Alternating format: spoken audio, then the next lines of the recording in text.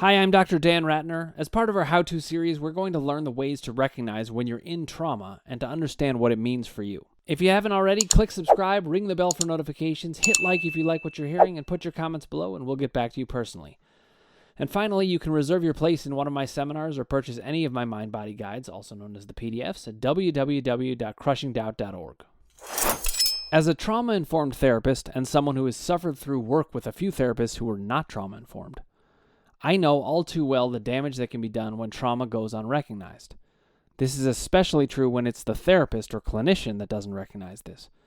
But think what this means for the billions, yes, I said it because it's true, billions of trauma sufferers out there. We face the very real danger of having our traumas reenacted on a regular basis. Add in the fact that the unconscious experience can play a major role in having trauma reenacted, and the danger is, in a sense, everywhere. What I mean by this is that, as I indicated in a previous podcast episode describing the nature of the unconscious knows all. And that means that we are all pretty damn exposed when it comes to other people reading us unconsciously and knowing right where to go if they have any aggression to unload. I say this not to add to people's feeling unsafe, but to shine a bright light on something about which we all must be very aware in order to navigate our days and avoid trauma activation. When I say trauma activation, I mean when your traumatic experiences are brought closer to the surface by either an external or internal event. Otherwise, this state becomes confusing or overruns us in some way. The fact is, when we are in a trauma-activated mindset, everything changes. The mind is so powerful that whatever state it is in, we are dominated by it, both in our perceptions and in our physiologies. It is always a losing battle to fight against trauma. We need to work within its current. But the first step in doing that is to learn to recognize when you're in trauma or when you're not. And the first tip I can give you about that is a very mind-body centered one. You must trust what your body is telling you above all else. Your body, remember, is the most empathic entity we have. It knows much more than our conscious minds know. It remembers everything.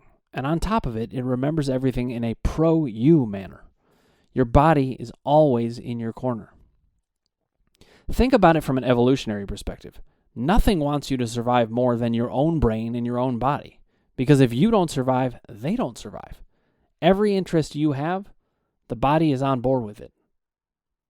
The way to recognize trauma has very little to do with intellect, though an understanding of our trauma can come in handy after we recognize it first.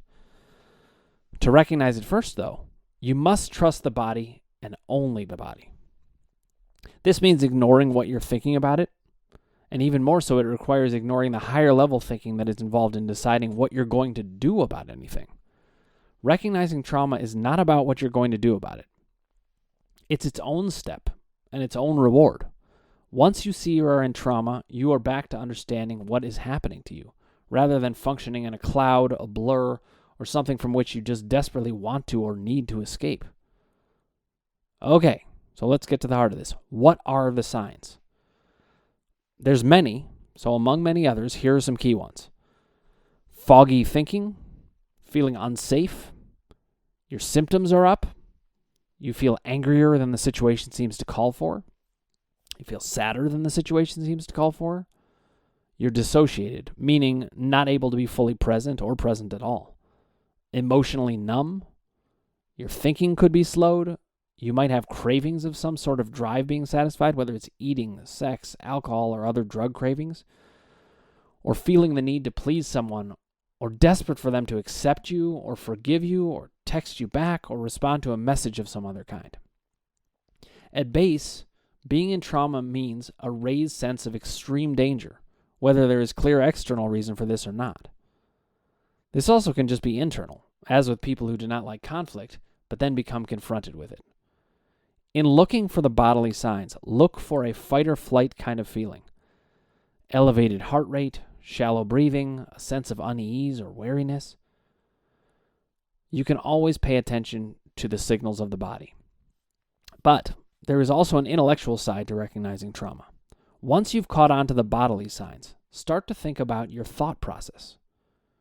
Your basic rule of thumb is that being in trauma actually feels very familiar, unfortunately, because you've been there before. But if you think about it, you are frequently not in that kind of moment. One of the main problems in recognizing trauma, though, is that we think that we are always in trauma when we are in it. In other words, when we are in that trauma mindset, we forget that we're ever outside of it. Being in trauma, in addition to those bodily signs, involves a relatively large lack of memory for anything good. Nearly every time someone is suicidal, in fact, they are in trauma. They see no way out, but this is partly because they don't remember they live outside of the trauma a lot of the time. The bottom line is that trauma is not about the relative value of the experience, fear, or meaning to the outside world. It is all about what it means inside to you. And the good news is, there's no faking it. The body tells you exactly what you feel about it, and there's nothing to be judged or changed. It is exactly what it is. You're either traumatized by something or not. No one gets to judge it, and it couldn't be changed even if you tried. Instead of evaluating your trauma or even trying to change it, first learn to recognize it. Once you've done that, you'll be able to know that you are thinking, feeling, and living in a whole different mindset and a whole different physiology. From that vantage point, you can keep it close to your heart and mind that you do not always feel this way, that you didn't do anything wrong to get here, and that you will feel safe again. It is also crucial that you get to recognize trauma because that way, you do not take overly seriously the horrific and negative thoughts that tend to come with it. Recognize the signs and learn to see being in trauma as an altered state.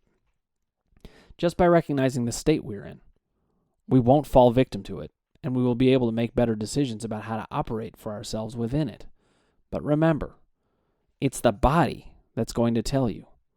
Those hazy thoughts, that elevated heart rate, that sense of danger, it comes in all different forms. It's not even that hard to sense once you've gotten into the process and figured out how to recognize it. If you're developing your own system for dealing with anything, mind-body symptoms or otherwise, it's always good to know about any altered state and how to interpret it. I really hope you enjoyed this episode on how to recognize if you are in trauma and how to think about that in your everyday life. If you haven't already, click subscribe, ring the bell for notifications, hit like if you like what you're hearing, and put your comments below, and we'll get back to you personally.